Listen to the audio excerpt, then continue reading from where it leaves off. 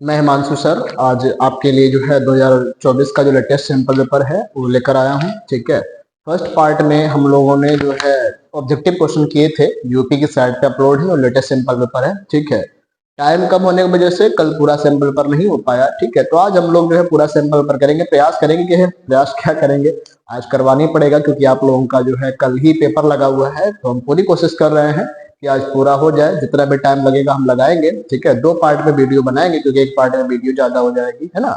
तो देखते हैं 20 क्वेश्चनों के बाद जो खंड ब से स्टार्ट है, हमने इसका प्रिंट भी निकलवा लिया है। ठीक है, तो देखते हैं। खंड आ पूरा कंप्लीट हो गया था, खंड बा की हम बात करते हैं। तो खंड बा में क्या कहा गया है देखते हैं। खंड बा है 2024 का।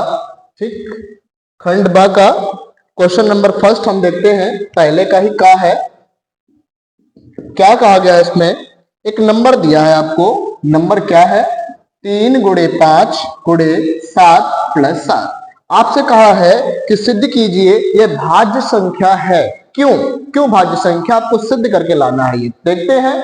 भाज्य संख्या पहले होती क्या है, ऐसी संख्याएं जो किसी न किसी संख्या से विभाजित हो जाए उसको हम क्या बोलते हैं, भाज्य संख्या बोलते हैं। तो देखते हैं कि नंबर आखिर आता क्या है। तो सबसे पहले हमें क्या करना होगा, according to BODMAS rule सबसे पहले आपको इन सबका मल्टीपल करना होगा, उसके बाद इस संख्या को जोड़ना होगा। तो देखते हैं कितना आएगा मल्टीपल करने पर। 5 × 15, 15 × 7 105 और प्लस यहाँ पर क्या लिखा है 7 लिखा है ना। तो दोनों को हम जोड़ते हैं तो जोड़ने पर क्या आएगा 7 × 5 = 12, यानी ये आ गया 112। अब आपको पता होगा कि यदि किसी संख्या के अंत में 0, 2, 4, 6, 8 हो, वो संख्या कैसी होती है, सम संख्या होती है। तो आपसे कहा था कि भाज्य संख्या तो है, लेकिन क्यों है, तो रीजन में आपको क्या लिखना होगा कि यह एक सम संख्या है जिसके 2 से ज्यादा गुणनखंड हो सकते हैं। ऐसी संख्याएं जिनके 2 से ज्यादा गुणनखंड हो उनको हम क्या बोलते हैं, भाज्य संख्या बोलते हैं। तो लिख देंगे, यहाँ पे थोड़ी लैंग्वेज लिखनी है कि यहाँ 112 के 1 से अधिक गुणनखंड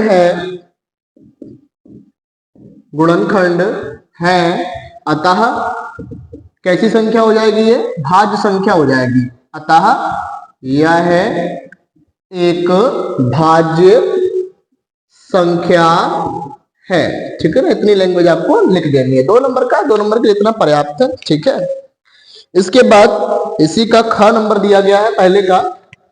ठीक है, ख में क्या बोला गया है, बोला गया है कि यदि cot थीटा बराबर 7/8 हो तो आपसे कहा गया है किसका मान ज्ञात करना है, 1 + sin थीटा, 1 + sin थीटा और 1 - sin थीटा। दूसरे कोष्टक में लिखा है 1 - sin थीटा और बटे में क्या लिखा है 1 + cos थीटा और दूसरे कोष्टक में लिखा है 1 - cos थीटा। इसका मान हमें ज्ञात करना है। तो कैसे ज्ञात करेंगे, देखिए जरा। सबसे पहले इसी को हम सॉल्व कर लेते हैं कि है क्या ये a + b a - b। तो ये क्या हो जाएगा a² - b² हो जाएगा, यानी क्या होगा, पहली संख्या का वर्ग 1 का वर्ग करोगे क्या आएगा, 1 ही आएगा, माइनस दूसरी संख्या का वर्ग साइन × साइन क्या हो जाएगा, ये हो जाएगा sin² थीटा। इसके बाद इधर आ जाइए अपॉन में a + b a - b, यहाँ पर भी a + b a - b मतलब a² - b² का सूत्र लगेगा। क्या होता है, ये पहली संख्या का वर्ग माइनस दूसरी संख्या का वर्ग, यानी 1 - cos² थीटा हो गया। अब क्या करना होगा, आपने सरल साधिका वाले क्वेश्चन में पढ़ा होगा sin² थीटा + cos² थीटा का मान क्या होता है, 1 होता है। तो वहां से यदि हम cos² थीटा का मान निकालेंगे तो क्या आएगा 1 - sin² थीटा। तो हम क्या करेंगे, sin² थीटा को लिख लेंगे 1 - sin² थीटा को cos² थीटा और 1 - cos² थीटा को हम लिख देंगे यहाँ पे sin² थीटा। अब क्या होगा, जरा ध्यान दीजिए, स्क्वायर इसके ऊपर भी लगा है, स्क्वायर इसके ऊपर भी लगा है, तो स्क्वायर को ध्यान मत दीजिए, स्क्वायर को हम बाद में भी लगा देंगे। ध्यान ये दीजिए कि यहाँ पे क्या लिखा है, कॉस थीटा बटे साइन थीटा। तो कॉस थीटा बटे साइन थीटा क्या होता है, कॉट थीटा होता है। यहाँ पे दोनों जगह स्क्वायर है तो हम भी क्या करेंगे, हम भी स्क्वायर लगा देंगे। अब क्या करना होगा, इस कॉट स्क्वायर थीटा को हम क्या लिख सकते हैं, कॉट थीटा का होल स्क्वायर। अब ये जरा ध्यान दीजिए, यहाँ पे कॉट थीटा का मान दिया कितना है आपको, 7/8। तो यहाँ पे हम क्या करेंगे, कॉट थीटा का मान 7/8 रख देंगे और इसको हम लोग सॉल्व कर लेंगे। तो कितना आएगा, 7 का वर्ग 49, 8 का वर्ग 64। तो 2 नंबर का क्वेश्चन था, 2 नंबर में इतना ही काम करना था, तो ये आपका कंप्लीट हो गया। ठीक है ना, लगाते भी रहिए इसको, समझते भी रहिए। इसके बाद पहले का ही ग नंबर है। ग नंबर में क्या बोला है कि 2 घन है जिसमें से प्रत्येक का आयतन आपको दिया गया है। ठीक है, 64 दिया है। ठीक है ना, दोनों घनों का जो आयतन है उनका आयतन कितना है, 64 है। फिर आपसे कहा है कि इनके संलग्न फलकों को मिलाकर एक ठोस बनाया जाता है। पहले 2 अलग अलग घन थे, दोनों का आयतन 64 ही है। फिर क्या कहा गया है कि दोनों घनों को मिला दिया जाता है तो एक क्या बनता है, एक नया ठोस बनता है। और उस नए ठोस का नाम क्या इन्होंने बोला है कि वो क्या है, घनाभ है। तो आपसे कहा है कि उस घनाभ का हमें क्या बताइए, पृष्ठीय क्षेत्रफल बताइए क्या होगा। सबसे पहले है क्या, पहले जो है बोल रहा है कि 2 है अलग अलग घनाभ है, इस तरीके से सॉरी घन है। घन में हम जानते हैं घन की सभी भुजाएं कैसी होती हैं, बराबर होती है, लंबाई चौड़ाई ऊंचाई तीनों ही बराबर होती हैं। तो यहाँ पे जो 2 घन दिए गए हैं, दोनों घन हम बना लेते हैं। ठीक है, कह रहा है कि प्रत्येक का आयतन कितना दिया है आपको, 64 दिया है। तो हम क्या करेंगे, इनकी भुजा मान लेते हैं। तो सबसे पहले लिखेंगे, माना घन की भुजा कितनी हम मान लेंगे, a सेंटीमीटर क्यूब, हिंदी में ही लिख देते हैं, a सेंटीमीटर मान लेंगे हम घन की भुजा। आपको आयतन दे रखा है, चाहे इसको आप देख लीजिए चाहे इसको, क्योंकि यदि इसकी भुजा a है तो इसकी भुजा भी a ही होगी। तो हम क्या करेंगे, हम जानते हैं घन का जो आयतन होता है उसका सूत्र क्या होता है, जो भी भुजा हो उसकी घात हम क्या कर देंगे, 3 कर देंगे। अब घन का आयतन दिया कितना है आपको, 64 दिया है। यहाँ पर a क्यूब लिखा है, यहाँ पर क्यूब है, इधर आएगा तो क्या हो जाएगा, क्यूब रूट यानी घनमूल हो जाएगा। तो जब घनमूल आप निकालोगे तो 64 का घनमूल क्या आ जाएगा, 4 आ जाएगा। यानी जो घन है उसकी भुजा की लंबाई कितनी आ गई, 4 सेंटीमीटर आ गई है। अब क्या कहा गया आपसे, अब ये कहा गया है कि 2 पहले अलग अलग घन थे, फिर जब दोनों को कंबाइंड कर देंगे, मिला देंगे, चिपका देंगे इस तरीके से। तो हम फिगर बनाने की कोशिश कर रहे हैं। ठीक है, देख लीजिएगा। तो 2 अलग अलग घनों को जब हम मिला देंगे तो कह रहा है कि घनाभ बनेगा। तो घनाभ किस तरीके से होगा, फिगर थोड़ा मैनेज कर लीजिएगा, फिगर बन नहीं पाता है। ठीक है, इस तरीके से फिगर बनेगा। ठीक है, ये है फिगर। तो पहले जो है 2 एक ही घन था, बाद में जो हमने दोनों घनों को मिला दिया, मिक्स कर दिया। तो आप जरा देखिए, जब 2 घनों को हम मिक्स कर देंगे तो इसकी जो चौड़ाई है और जो ऊंचाई है वो दोनों कैसी रहेगी, सेम ही रहेगी। अरे भाई, जितनी हाइट का ये है उतनी हाइट का ये है, और जितना चौड़ाई इस पार्ट का है उतना ही चौड़ाई तो इस पार्ट का भी है। जब दोनों को ज्वाइंट कर दोगे तो चौड़ाई ऊंचाई तो सेम ही रहेगी, बस क्या चेंज होगा, ये वाली लंबाई और ये वाली लंबाई कैसी हो जाएगी, बढ़ जाएगी। ठीक है, लंबाई बढ़ जाएगी लेकिन चौड़ाई ऊंचाई वही रहेगा। तो क्या फर्क पड़ेगा, ये a है ये a है, तो लंबाई क्या हो जाएगा, a इतना a इतना, ये हो जाएगा 2a। और 2 का a का मतलब ये है, a का मान कितना आया है, 4 आया है। यानी इस घनाभ की लंबाई कितनी हो जाएगी, 8 सेंटीमीटर हो जाएगी। लेकिन जो इसकी चौड़ाई है और ऊंचाई है उस पर कोई फर्क नहीं पड़ेगा। तो हम लिखेंगे कि चौड़ाई तो हमारी कितनी रहेगी, a ही रहेगी। a का मतलब कितना है, 4 सेंटीमीटर, और ऊंचाई भी हमारा a ही रहेगा, और उस a का भी मतलब क्या है, 4 सेंटीमीटर। यानी लंबाई चौड़ाई ऊंचाई हमको प्राप्त हो गई है। अब हमें पूछा क्या इन्होंने कहा है घनाभ का पृष्ठीय क्षेत्रफल ज्ञात कीजिए, मतलब टोटल सरफेस एरिया हमको बता दो क्या आएगा। तो लिखेंगे घनाभ का पृष्ठीय क्षेत्रफल, टोटल सरफेस एरिया क्या होता है, सूत्र 2LB प्लस BH और प्लस HL, ये आपका सूत्र है। ठीक है ना, इसी में सारी वैल्यू पुट कर दीजिए। तो 2 ऐसे ही रहेगा। यल का मान 8 है, बी का मान कितना है 4, प्लस बी का मान कितना है 4 और एच का मान कितना है 4 प्लस एच एल लिखा है, एच का मान 4 है और वो कितना है आपका यल का मान 8 है। इसको सॉल्व कर लीजिए, कितना आएगा, 2 ऐसे ही रहेगा, 8 चौके 32, 4 चौके 16, 8 चौके 32, तो कितना होगा ये 32 और 32 से कितना हो जाएगा 64 और प्लस 16, जोड़िए इसको कितना आएगा, ये हो जाएगा 6 4 10 और 6 1 7 1 8 और 80 का 2 में गुणा कर देंगे तो कितना आ जाएगा 80 दूनी 160। क्षेत्रफल है तो क्षेत्रफल का मात्रक क्या होता है सेंटीमीटर स्क्वायर, सेंटीमीटर में ही दिया है ना, हाँ सेंटीमीटर में ही है। तो जो आपसे घनाभ का टीएसए पूछा था, टोटल सरफेस एरिया यानी संपूर्ण पृष्ठीय क्षेत्रफल, तो उसका सूत्र क्या होता है 2LB plus BH plus HL, तो वहां से हमारा जो क्षेत्रफल आएगा वो कितना आ जाएगा 160 सेंटीमीटर स्क्वायर, ठीक है ना। ये भी 2 नंबर का था, ठीक है, थोड़ी हल्की फुल्की कैलकुलेशन हुई, ज्यादा कुछ है नहीं, 2 नंबर के लायक ही था क्वेश्चन ये, ठीक है ना। इसके बाद जो घा नंबर है इसमें भी कितने क्वेश्चन करने हैं, सभी अटेम्प्ट करने होंगे इसमें, हाँ सब करने हैं आपको। तो देखते हैं जो घा नंबर है आपके समांतर माध्य का क्वेश्चन है, इसको कैसे लगाएंगे।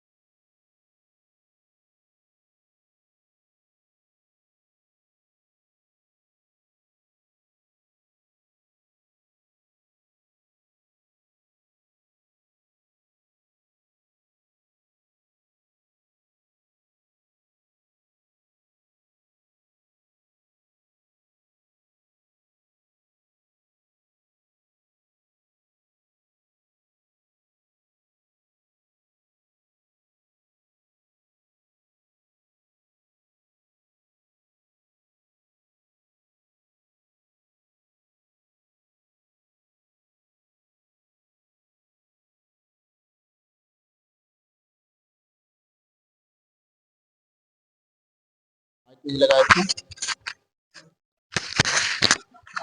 हाँ, ये जो है प्लस का 3k उधर जाएगा तो कैसा हो जाएगा, माइनस का 3k, और माइनस का 4 उधर जाएगा तो ये कैसा हो जाएगा, प्लस का, और माइनस का 6 आप ऐसे उतार लीजिए। अब क्या होगा, माइनस का 4k माइनस का 3k ये हो जाएगा माइनस का 7k बराबर 4 में से 6 गया, कितना बचेगा, माइनस का 2।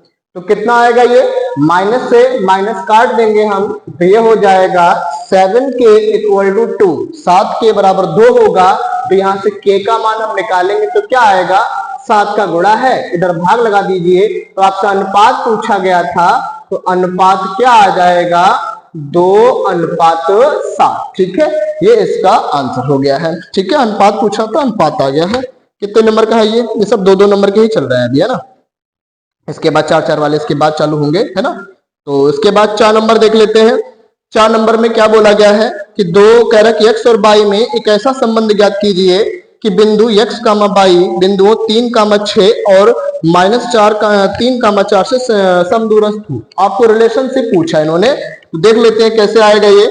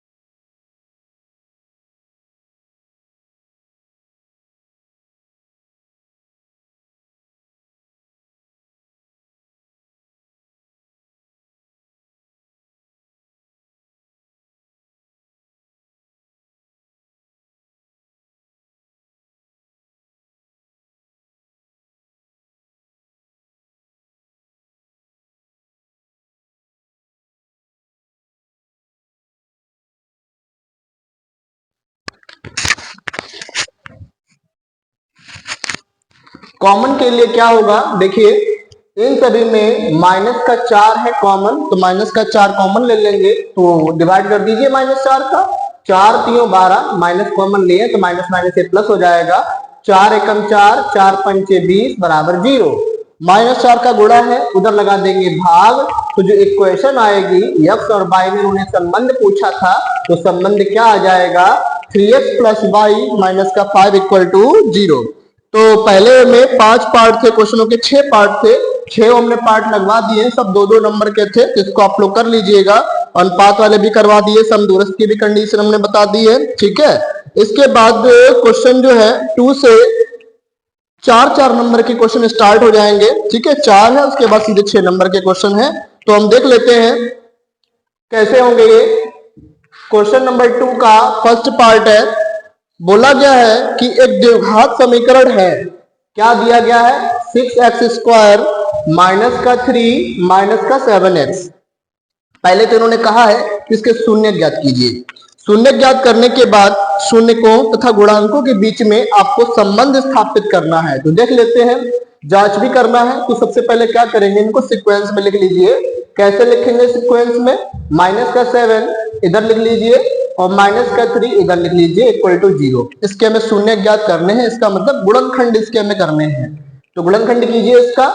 6 का गुणा 3 में करेंगे, 6 3 18। ऐसी दो संख्याएं बताइए आप कि उन संख्याओं का परस्पर गुणा कर दें तो 18 आ जाए और गुणनफल हमारा माइनस में आएगा। इसका मतलब ये है कि उन संख्याओं को घटा दें तो कितना आ जाए, 7 आ जाए। कौन कौन सी संख्या ऐसी है, गुणा करें तो 18 और घटा दें तो 7,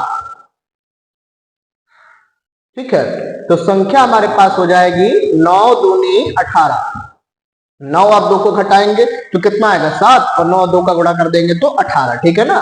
x ऐसे उतार लीजिए, -का 3 = 0। कीजिए जरा इसके गुणनखंड, तो 6x² माइनस का ये हो जाएगा 9x माइनस ये हो जाएगा प्लस 2x - 3 = 0। पेयर बना लीजिए, देखिए कॉमन क्या है, इन दोनों में आपको कॉमन क्या दिख रहा है, 3x है कॉमन, तो यहाँ पर हो जाएगा 3 दूनी 6 और 3 2 का 9, और यहाँ से क्या कॉमन है, कुछ नहीं कॉमन है। जब कोई संख्या कॉमन ना हो तो एक तो सबके साथ रहता है, ठीक है। तो देख लीजिए, एक कोष्टक में यही जो सेम नंबर है उसको लिख लीजिए, दूसरे कोष्टक में ये संख्या लिख लीजिए = 0, ठीक है। मान जरा निकालिए यहाँ से x का मान कितना आ जाएगा, 3/2। यहाँ से x का मान कितना आएगा, -का 1/3।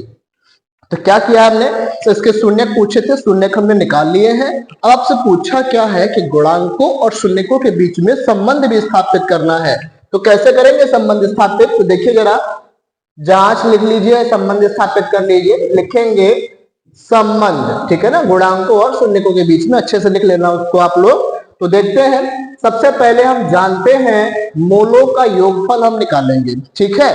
तो मूलों का योगफल, पहला मूल कितना आया है, 3/2, दूसरा मूल आया है -का 1/3, तो कितना आएगा ये, 3 और 2 का लासा 6 हो जाएगा, 3 का 3 में गुणा करेंगे 9, 2 एकम 2, तो ये आ गया है 7/6। अब देखिए जरा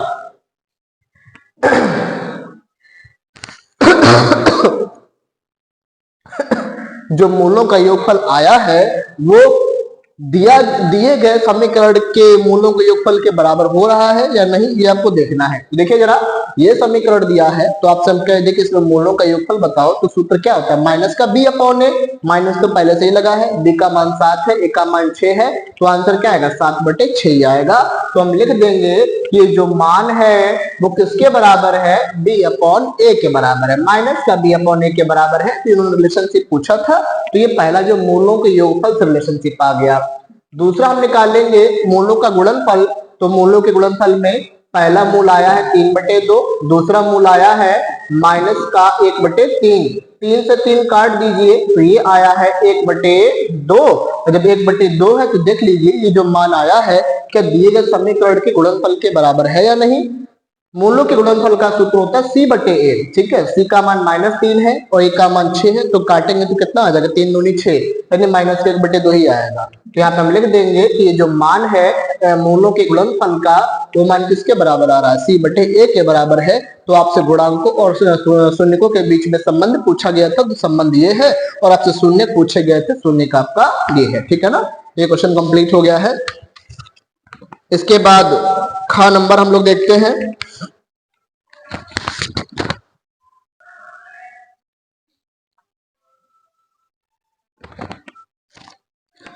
अगला क्वेश्चन इसी का सेकेंड पार्ट है, दूसरे का।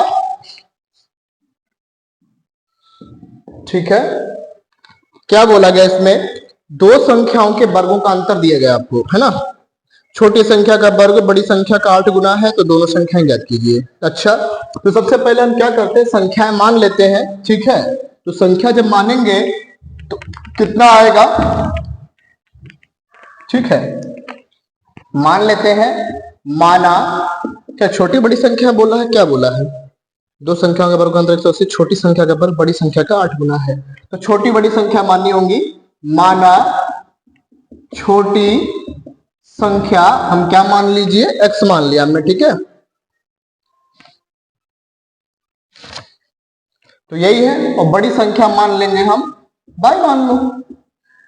ठीक है, कह रहा कि दोनों संख्याओं के वर्गों का अंतर कितना दिया आपको, 180 दिया है।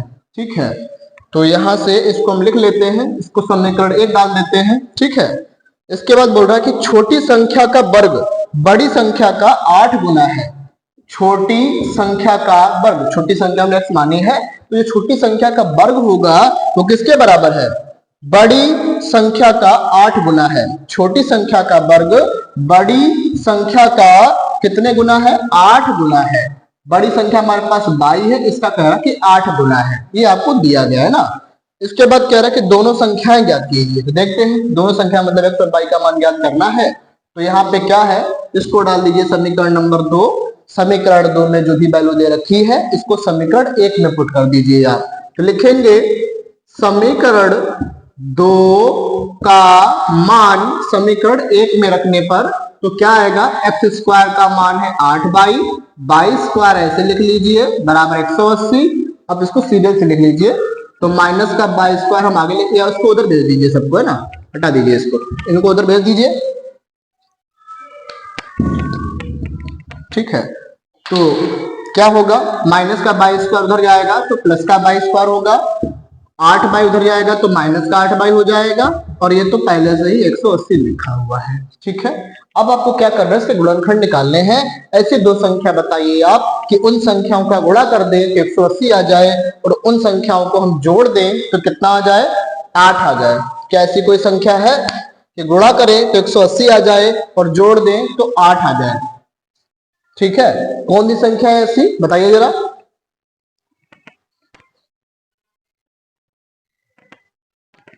यहाँ पे देख लीजिएगा थोड़ा ध्यान से, बोला है कि दो संख्याओं के वर्गों का अंतर 180 है। ठीक है, तो हम जानते हैं कभी भी आप किसी भी संख्या को घटाओगे तो करना क्या आपको होता है कि बड़ी संख्या में से छोटी संख्या घटाते हैं, है ना। तो बड़ी संख्या में बाई मानी है, तो बड़ी संख्या में से छोटी संख्या घटानी है, तो क्वेश्चन गड़बड़ हो जाएगा, जैसे कि अभी गड़बड़ हो गया था। तो बाद में हम ध्यान दिए कि बड़ी संख्या में से छोटी संख्या घटानी है, तो वही काम करना होगा, पहले y² लिखेंगे फिर छोटी संख्या बाद में लिखेंगे, और ये आपको दिया है ना। फिर आपसे इन्होंने बोला था कि जो छोटी संख्या का वर्ग है बड़ी संख्या का 8 गुना है, तो 8 गुना लिख दिए बड़ी संख्या का 8y। जो भी समीकरण 2 का मान है उसको समीकरण 1 में रख दिए, ये आया है 180 उधर दे दिए, माइनस का हो गया, है ना। इसके गुणनखंड कीजिए जरा, दो संख्या बताइए कि गुणा कर दें तो 180, घटा दें तो 8, तो कितना होगा ये 10, कितना होगा ये, गुणा करें तो 180 और घटा दें तो 8, 18 दहाई 180। ठीक है ना, इनको घटा देंगे तो 8 ही आएगा, 22 माइनस 180, तो ये हो जाएगा 22² माइनस का 18y माइनस माइनस प्लस हो जाएगा, माइनस का 180 इक्वल टू 0। ठीक है, यहाँ से इसका पेयर बना के सोल्व कर लीजिए। दोनों में कॉमन क्या है, बाई है, तो ये हो जाएगा 22 माइनस 18, और यहाँ पे 10 कॉमन है, तो ये हो जाएगा, ये भी 22 माइनस 18 हो जाएगा। ठीक है, अब क्या करोगे, दोनों कोष्टक में y माइनस 18 सेम है, तो इसको हम ऐसे ही लिखेंगे। और इसके बाद दूसरे कोष्टक में हम क्या लिखेंगे, y प्लस 10 इक्वल टू 0। यहां से y का मान निकाल लीजिए। पहला ये हम 0 इक्वल करेंगे तो y का मान 18 आ जाएगा, और इसको यदि 0 के इक्वल करेंगे तो y का मान आ जाएगा माइनस का 10। ठीक है, माइनस वाले वैल्यू हटा दो। ठीक है, हमको संख्याएं चाहिए थी, तो जो भी हमारे y के मान आए हैं उसको समीकरण 1 या 2 कहीं पर भी रख दीजिए। तो लिखेंगे हम समीकरण 2 से, मान रखिए जरा 22 पर इसको हटा दीजिए, माइनस वाला है ना। 8 गुणे y का मान कितना रखेंगे हम, 18 रखेंगे। x का मान क्या आएगा, 18 अट्ठे 96, नहीं 144, और 144 का वर्गमूल 12। ठीक है, प्लस माइनस 12 लिख लीजिए। तो ये आपकी संख्या आ गई है। तो पहली संख्या हो जाएगी आपकी, जो बड़ी संख्या है वो 14 हो जाएगी, छोटी संख्या कितनी हो जाएगी, 12। ठीक है ना, तो ये कंप्लीट आपका लग गया, 4 नंबर का था। ठीक है, इसके बाद आपसे कहा है कि सिद्ध कीजिए किसी वृत्त के किसी व्यास के सिरों पर खींची गई स्पर्श रेखाएं समांतर होती हैं। ठीक है, इसको भी हम लोग देख लेते हैं, थ्योरम का क्वेश्चन है ये। ठीक है, क्या बोला गया है कि मार्कर कहाँ है, चलिए ठीक है देख लेते हैं। आपसे कहा गया है कि सिद्ध कीजिए कि किसी वृत्त के व्यास के सिरों पर खींची गई स्पर्श रेखाएं समांतर होती हैं। ये एक वृत्त है, ठीक, वृत्त के सिरों पर खींची गई स्पर्श रेखाएं, पहले हमने ये स्पर्श रेखा खींच दी है, टच कर रहा है ये। ठीक है, दूसरी हमने ये स्पर्श रेखा खींच दी है। कह रहा है कि सिरों पर खींची गई स्पर्श रेखाएं समांतर होती है। ये आपको सिद्ध करके लाना है कि दोनों स्पर्श रेखाएं कैसी है, समांतर है। क्वेश्चन में केवल हमको इतना ही दिया गया। ठीक है ना, बाकी का हम लोग सॉल्व करते हैं, 4 नंबर का है तो उसी हिसाब से आपको करना भी है। कैसे करेंगे देखिए जरा, सबसे पहले यहाँ पे सेंटर डाल दीजिए, P डाल दीजिए, यहाँ पर Q डाल दीजिए, एक सीधी लाइन लीजिए। चलो यहाँ पे 90 डिग्री, ये भी 90 डिग्री। प्रॉपर्टी हम लोग जानते हैं कि यदि कोई वृत्त की स्पर्श रेखा जा रही हो तो उसकी त्रिज्या और स्पर्श रेखा के बीच में कितने डिग्री का कोण बनता है, स्पर्श बिंदु के बीच में 90 डिग्री का बनता है। तो हम लोग जानते ही हैं। ठीक है, चलो देखते हैं। सबसे पहले दिया क्या है, क्या क्या दिया है, जो भी थ्योरेटिकल इस तरीके से आएगा, ज्योमेट्री का आपको सारी चीजें लिखनी होंगी। दिया क्या है, एक वृत्त है, वृत्त CO, R, O का मतलब है केंद्र, R का मतलब त्रिज्या आपको दे रखी है इसमें। ठीक है, जिसकी दो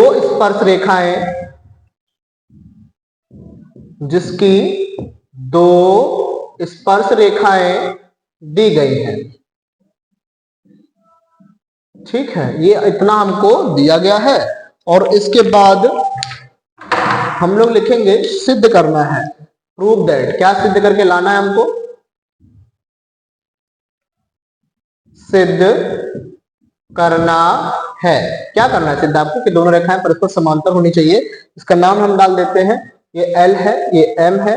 तो हमें सिद्ध करके लाना है कि दोनों रेखाएं परस्पर समांतर होनी चाहिए, यानी L और M। ठीक है, और इसके बाद कुछ रचना तो करना नहीं है। ठीक है, सीधे सीधे सॉल्व करते हैं हम लोग। वो पत्ती डाल दीजिए, हल डाल दीजिए, आप जो डाल पाइए। ठीक है, तो देखते हैं, लिखेंगे वही वाले थ्योरम लिख दो कि वृत्त की स्पर्श रेखा और उसके बीच में कितने डिग्री का कोण बनता है, 90 डिग्री का बनता है। ठीक है, लिखेंगे वृत्त की स्पर्श रेखा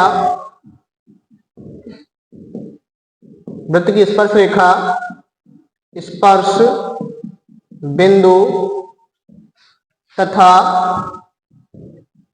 त्रिज्या के मध्य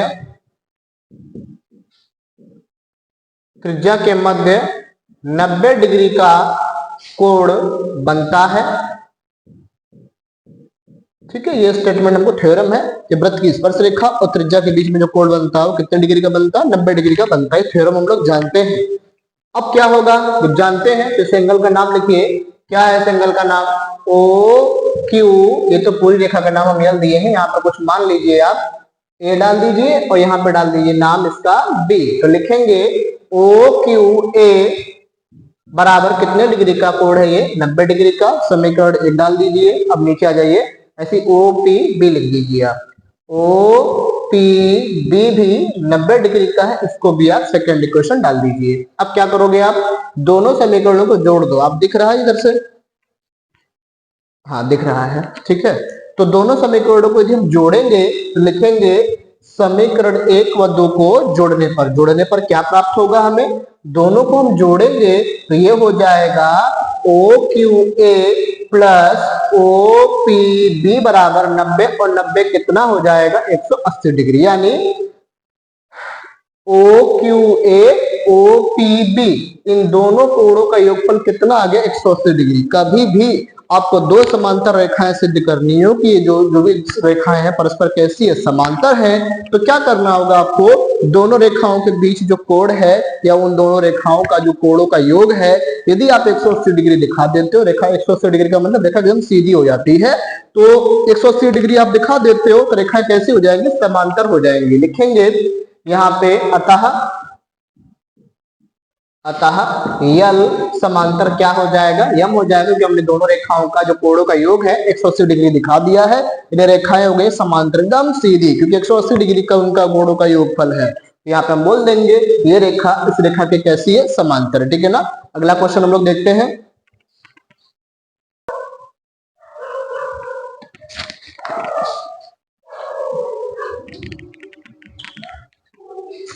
अगला क्वेश्चन घ नंबर है, ज्योमेट्री का ही है।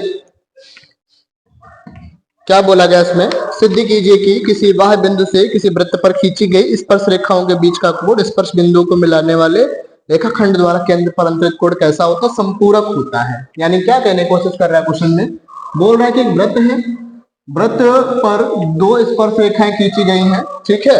फिर कह रहा है कि स्पर्श बिंदु, दो स्पर्श बिंदु है, पहला स्पर्श बिंदु ये, दूसरा स्पर्श बिंदु ये है, इन दोनों को केंद्र से मिलाने वाली जो रेखाखंड है उसके बीच में, और जो बाह्य कोण है दो स्पर्श रेखाओं के बीच का कोण ए और ये, इन दोनों का जो योग है आपको क्या दिखाना है, संपूरक दिखाना है इनका योग, ठीक है।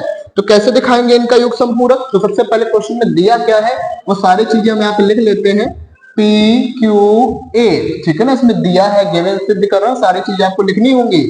क्या दिया है इसमें, आपको लिखेंगे वृत्त सी ओ कामा आर में स्पर्श रेखाएं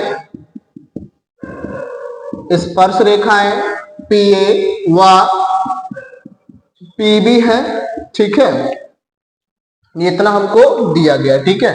उसके बाद सिद्ध क्या करना है आपको, सिद्ध करना है, क्या सिद्ध करके लाना है कि इन दोनों कोणों का योग संपूरक होना चाहिए। मतलब P O Q plus P O Q plus P A Q plus P A Q, इन दोनों का जो योगफल होगा 180 डिग्री होना चाहिए, ठीक है।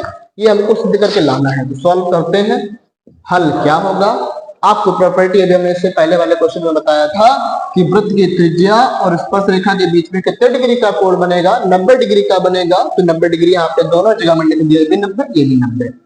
अब क्या होगा, अब यहाँ पे हम देख रहे चतुर्भुज बन रहा है, 1 2 3 4, 4 हो जाए 4 कोण। तो लिखेंगे हम यहाँ पे, सबसे पहले प्रॉपर्टी आपको लिखनी होगी कि वृत्त के स्पर्श बिंदु तथा त्रिज्या के मध्य कोण समकोण होता है। समकोण का मतलब 90 डिग्री होता है, ठीक है। ये जो कोण है 90 डिग्री का होता है, हमको पता है। हम लिखेंगे चतुर्भुज, क्या नाम है चतुर्भुज का, पी ए क्यू ओ में चतुर्भुज के चारों अंतः कोणों का योगफल कितना होता है, 360 डिग्री होता है। तो चारों कोणों को जोड़ दो। तो क्या है इनके कोणों का नाम, ए पी ओ कोण A P O plus P O Q कोण P O Q plus O Q A plus Q A P बराबर कितना हो जाएगा, ये 360 डिग्री हो जाएगा। देखते हैं मान हमें किसका किसका पता है, ये 90 पता है, ये 90 पता है, तो इसका क्या नाम है, ओ पी ए। कहा लिखा है ओ पी ए या एपीओ, एक ही बात है। तो यहाँ पे ये हमको 90 डिग्री पता है plus PO Q, PO Q ये तो हमें आंसर में ही लाना है, तो इसको हम ऐसे लिख लेते हैं P O Q plus Q O Q A, O Q A ये भी 90 डिग्री है, यहां पर भी 90 लिखिए, प्लस ये क्या लिखा है Q A P, Q A P बराबर 360। 90 और 90 कितना हो जाएगा, 180 हो जाएगा, प्लस का 180 उधर जाएगा तो कैसा हो जाएगा, माइनस का हो जाएगा। तो यहाँ पे लिखा है पी ओ क्यू और प्लस क्यू ए पी बराबर प्लस का 180 उधर भेज दीजिए, तो 308 माइनस का 180 कितना बचेगा, 180 बचेगा। और यहाँ पे लिखा है पी ओ क्यू, अब देखिए यहाँ पे चाहे आप क्यू ए पी लिखिए चाहे पी ए क्यू लिख दीजिए, बात एक ही है क्योंकि बीच वाला कोण हमें देखना होता है, तो चाहे क्यू ए पी लिखो चाहे पी ए क्यू लिखो एक ही बात है। तो हमें इन दोनों कोणों का योगफल संपूरक लाना था। संपूरक का मतलब ये होता है कि दो कोणों का योगफल 180 डिग्री होना चाहिए, तो हो गया है, ठीक है ना, ये आपको प्रूव करके लाना था। 4 नंबर का क्वेश्चन था ये, ठीक है। अड़ा नंबर में क्या है, अड़ा नंबर में है कि एक थैले में 3 लाल व 5 काली गेंदें हैं, इस थैले में एक गेंद याद रक्षा निकाल दी जाती है, तो प्रायिकता ज्ञात कीजिए कि लाल हो या लाल ना हो, ठीक है। तो देखते हैं थैले में कुल गेंदें कितनी है, पहले देख लीजिए, थैले में कुल गेंदें कितनी है, 3 लाल हैं, और या इसको स्टार्टिंग इसको बाद में लिखेंगे, पहले देख लें गेंदें हैं कितनी कितनी, ठीक है, ऐसा नहीं लिखेंगे।